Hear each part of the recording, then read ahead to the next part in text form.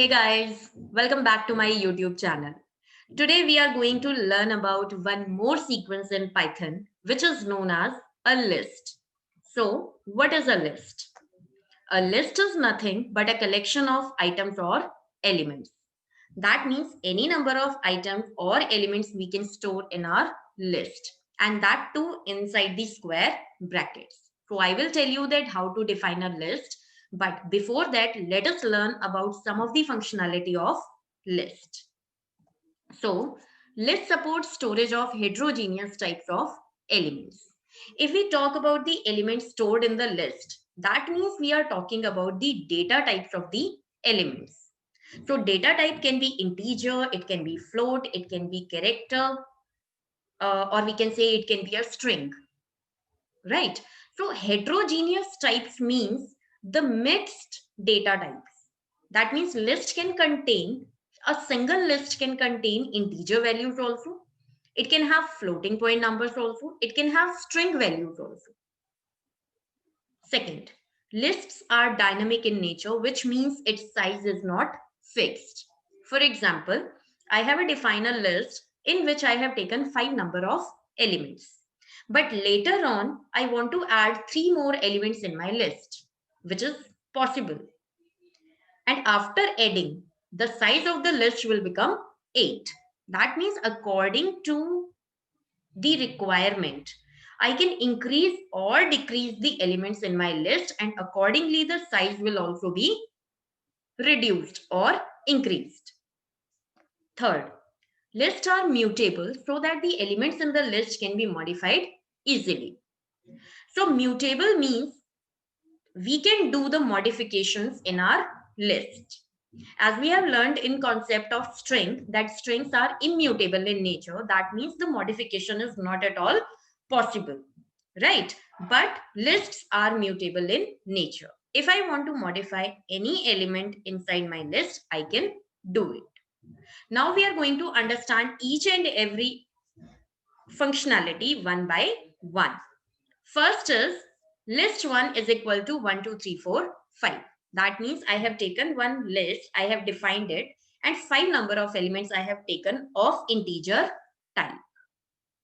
And all the elements are presented inside the square brackets along with comma separated.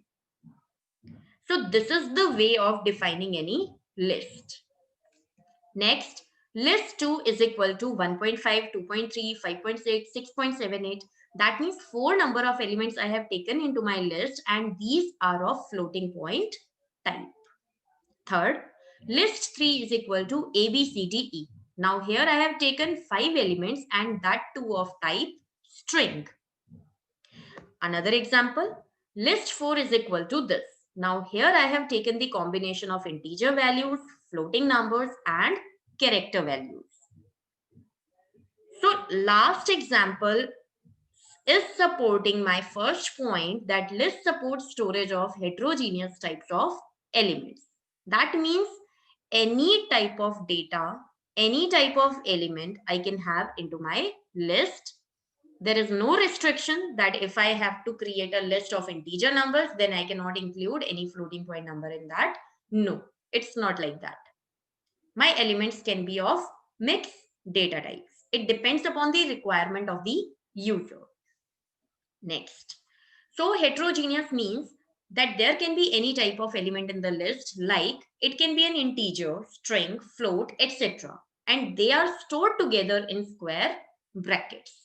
So the first point is clear, that we can store heterogeneous types of elements. Next, lists are dynamic in nature. Now we are going to understand the exact meaning of dynamic. So if I say list 4 is equal to this, so how many number of elements are there in my list? 1, 2, 3, 4, 5, 6, 7. So the size of the list is 7 right now. But if 2 elements will be added more, then the size of the list will also be increased. For example, I have added 2 more elements over here, that is 3 and 4.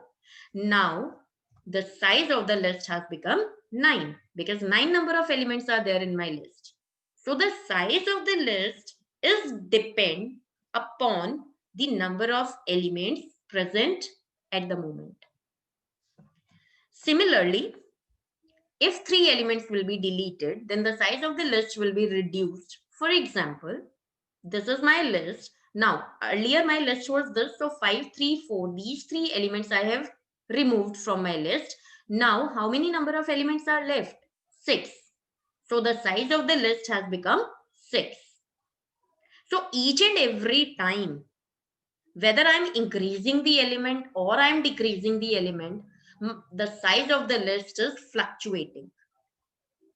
So that's why we say that lists are dynamic in nature, because the size is not always fixed. It can be changed according to the number of elements in my list. Next, lists are mutable, so the elements in the list can be modified easily. So we have learned about first 2 elements. That means the list can store heterogeneous types of elements. And number 2 is the lists are dynamic in nature. Now we are going to understand the third point, that lists are mutable. That means the modification is possible in the list. The elements can be changed in the list. And how? This is my list, and now let's say that I want to change the second element in the list. For example, I want to replace 2 with 20. Right? My second element is 2 and I want to replace it with the value 20. So how can I do it? I will write it in this way. List 4 of 1 is equal to 20. Why have I written this 1? As we have learned the indexing in our string concept, the same indexing concept is followed here also. So if I have these elements, so my one element is stored at 0th index position. This element is stored at first index position. 4.5 is stored at second index position, and so on. So the index position of my this element which I am going to change is 1. So I'll be writing list 4 of 1 is equal to 20. With the help of this assignment operator, I have assigned a new value to my index position 1. And as a result, I will get this list. Now in place of 2, I have 20. So the modifications are done there and then into my list. And this is the reason that we are saying that lists are mutable in nature. Next, we can learn this concept in a more better way by learning indexing. So let's say these are the elements in my list, 10, 20, 30, 40, 50, 60. That means 6 number of elements are there. So how the indexing will take place? As we have learned already in our string concept, there are 2 types of indexing, positive and negative. So if we talk about positive indexing, then my 10 element is stored at 0th index position and A is the name of my list. So if I want to access 10, then I'll be writing it in this way, A of 0. Next, A of 1, then 2, 3, 4, and 5. So my index range is 0 to 5. And this is known as my positive indexing. So if I want to access 40 element, then I'll be writing A of 3. Similarly, if I talk about negative indexing, then I need to reverse my order. And negative indexing always starts with minus 1. Now, minus 1, minus 2, minus 3, minus 4, minus 5, and minus 6. So my negative indexing range is minus 1 to minus 6, and that too in reverse order. That means the first element is stored at minus 6 index location and the last element is stored at minus 1 index location. So how to access the elements? Now, as you can see, the positive indexing is also given and negative indexing is also given, and this is my list, which is denoted with the variable name A. So if I want to access each and every element separately into the separate lines, how can I write it? I can write the statement in this way, print A of 0. And what is my A of 0? It is 10, 0th index position of A list. And with the help of print function, we can print it. Similarly, if I want to print 20, then I should write it in this way, A of 1. Similarly, A of 2, 3, 4, and 5. All the elements will be printed in the separate lines, one by one. Similarly, if we talk about the negative indexing and I write print A of -1, then 60 will be printed first. Then -2, 50 will be printed, then 40, 30, 20, and 10. So this is the way to access each and every element of the list. We can apply for loop also, but we'll come onto those concepts later on. Right now, we are understanding the basics of list, that how my list works and how can I access each and every element from the list. And this accessing list element concept is based completely upon the indexing. So we need to understand properly that what is my positive indexing and what is my negative indexing. Next. Now, modification in my list. How can I modify? Because I am saying again and again that lists are mutable in nature. So for example, I want to change the second element of my list with the value 12. So as I have shown you earlier also that my second index location is 1. 20 is stored at first index position and this element only I want to change with 12. So with the help of this assignment operator, I'll be writing a of 1 is equal to 12. And as a result, if I'll write print a, that means I'm not going to print any particular location, any particular index value, but I want to print the complete list one at a time. So I'll be passing the statement print of a. And I will get this as a result.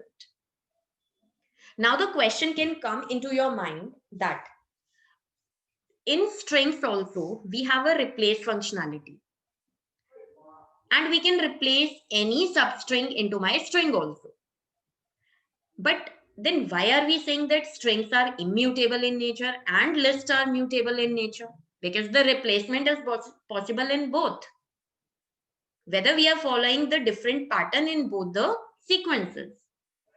But I have a solution for this. I have the answer for this. And my answer is that once we do or apply the replace function in a string, then immediately the address of the string gets changed.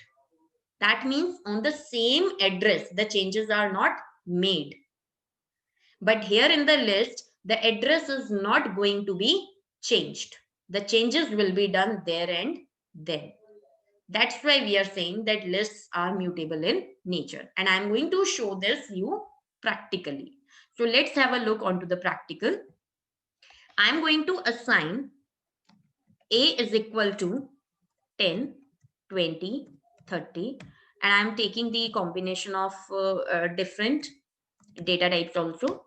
So next I can take 2.3 and next I can take 4.5. So this is my list. Okay. I'm sorry, I have taken this value into that. Now, if I say print A, then my list will be printed in this way. Let's check the address of A also.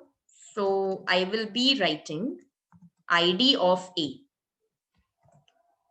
ID function we generally use to find out the address of a particular variable. So A is my list. So I'm going to find out the address of it. And this is my address where this complete list is stored and the indexing is generated.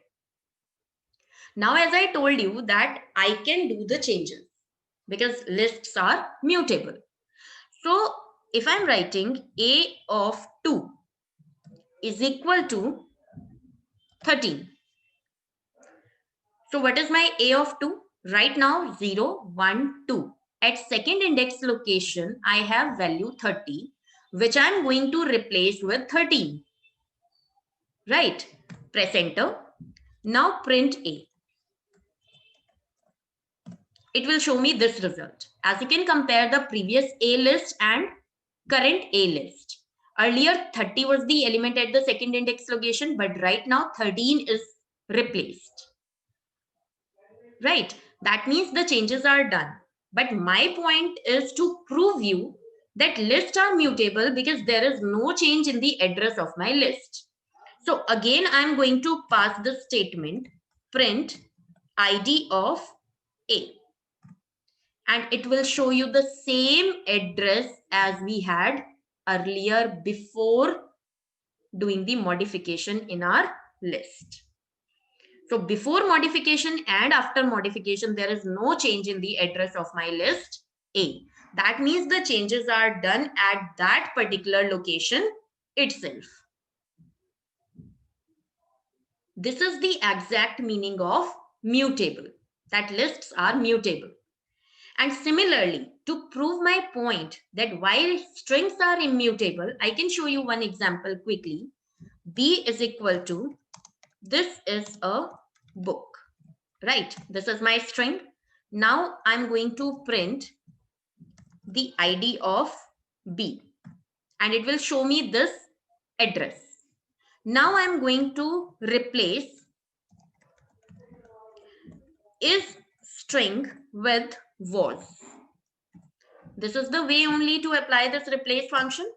So after that, if I'll print B, it will show me this new string. And if I'll check the ID of this, then what will I get? This also will be visible to you. As you can see, the addresses of this and this are changed.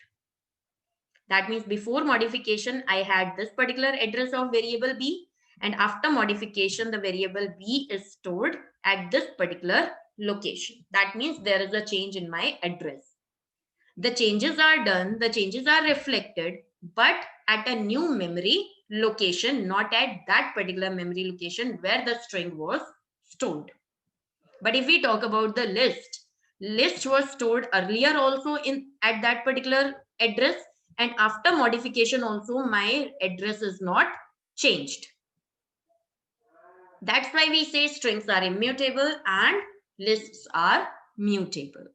I hope the concept is clear. We have one more concept, that we can assign the empty list also. That means if I do not want to assign any element, any particular element inside my list, then I can assign an empty list also, and later on I can insert or add the elements. So this is the way for defining empty list, but we'll talk about these concepts later on in our sessions. I guess this is enough for the day. Keep practicing, keep watching. I will come with more information in my next tutorials. Till then, stay safe, stay happy.